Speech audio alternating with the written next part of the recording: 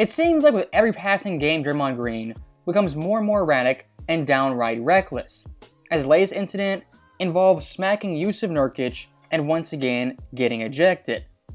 And look, I don't care if it was on purpose, on accident, if it was flopping, because it really doesn't matter at the end of the day. But what does matter is Draymond's track record this year and his erratic play on the court. And Draymond's overall decline, it kind of perfectly coincides with him being more erratic and getting ejected more frequently. As near 2023, he's been ejected a staggering 5 times, and off the court had the infamous Jordan Poole incident where he sucker punched him at practice. And when it came to prime Draymond Green, 2016, 2017, even 2018, Draymond always back then was erratic and reckless. But the thing is, the Warriors were so great, so dominant, Draymond's overall recklessness was covered up by Kevin Durant, Steph Curry, and Klay Thompson. And Draymond as an individual player, back in the day, was still a great player for his specific role. But now in 2024, with this Warriors team that's downright disappointing and lethargic, Draymond's antics for this team derailed them completely. I mean, look at Golden State the first 9 games of the year. They were going pretty steady in the West, having a 6-3 record. But in Golden State's 10th game versus the Cavaliers, Draymond's first ejection, that ejection quite literally changed their entire season. As in that game, the Warriors in the third quarter, pre-Draymond's ejection, were up by 10 points. When it was all said and done, they lost by 8. The following game versus Minnesota, he trash-talked Ant Edwards, got downright embarrassed and clowned, and young superstar owned Draymond. The following game, again versus Minnesota, minus Steph Curry, when Randy Orton on Rudy Gobert took him out at half court and again got ejected and even suspended for 5 games. And after that brief suspension, which really should have been 10 games, his first game back versus the Kings, again Draymond got a technical that changed the entire flow of the game and the Warriors' momentum. As before that tech, the Warriors were up by 8 points, 107-99. But after that, completely combusted, ended up losing by 1 point in a pivotal game for the in-season tournament. Versus the Clippers, to Draymond's credit, he didn't get a technical rejected, but in the fourth quarter, missed the game-winning jump shot in the corner. Versus Oklahoma City, again, late in the game, Draymond had a big-time blunder. As up by 3 points, with the game really in hand, he fouled Chet Holmgren on a 3-pointer with under 10 seconds. And again, the Warriors would lose in overtime.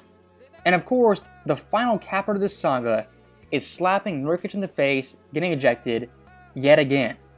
In less than 25 games, Draymond has had numerous ejections, a dozen technicals, a few late-game blunders, and everything in between. And again, the Warriors, before Draymond went berserk, they were 6-3, but now sit at 10-13, the 11th seed in the Western Conference. Of course, Draymond shouldn't be blamed entirely, as guys like Klay Thompson, Wiggins, a bunch of their role players are playing downright pitiful. And when it comes to the Golden State Warriors at large, looking at their overall decline, there is still one singular moment that I always come back to, and that's a sucker punch on Jordan Poole. As leading up to that punch, the Warriors, they'd have brief fractures here and there, Draymond arguing with Kevin Durant, losing finals, they'd had dust-ups and problems in the past. But that punch by Draymond was a breaking point for the Warriors and their overall dynasty. And look, I'm not some Jordan Poole defender, some Jordan Poole apologist, because this year he's been complete garbage. But looking back on it, choosing Jordan Poole, who's in his early mid-20s, or Draymond, who's entering his mid-30s, who would you choose at this point for the overall future? The guy who's unstable, had a WWE mixtape, gets ejected constantly, or someone like Jordan Poole, who under Steph Curry's wing was an effective NBA player, averaging roughly 20 points. For me, back then, even now, I take Jordan Poole in the Warriors system over Draymond 24/7. And for Draymond's overall contract, try to envision 2027 and the Golden State team. Draymond at that point will be 37 years old. I mean, at 33, his overall play is still pretty poor. Imagine him at 37 with an even more broke jump shot. And to compound that, age 37 Draymond is getting paid a staggering $28 million per year. Not saying Jordan Poole is the savior or some great all-star player, but compared to Draymond Green, the overall headache he brings is much, much less. And looking at the overall Western Conference, at this point in the year, there are only 5 teams below 500. That being Golden State, Utah, Memphis, Portland, and San Antonio. I'm not going to press the panic button yet, it's still really, really early, but in terms of making the playoffs in this year's Western Conference, a stacked West.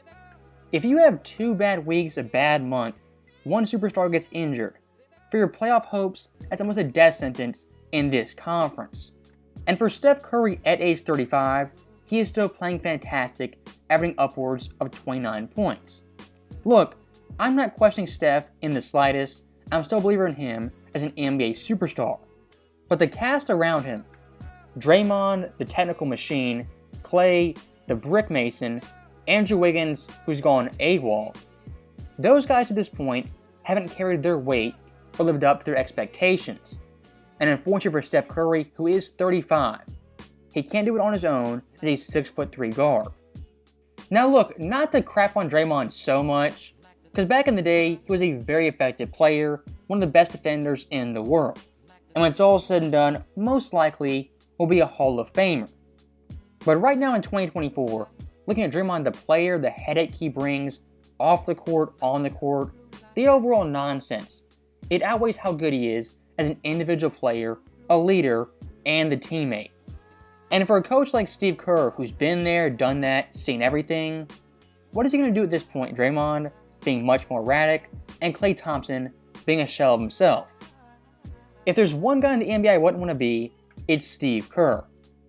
As always, thank you guys for watching, hope you enjoyed it. I'll see you next time.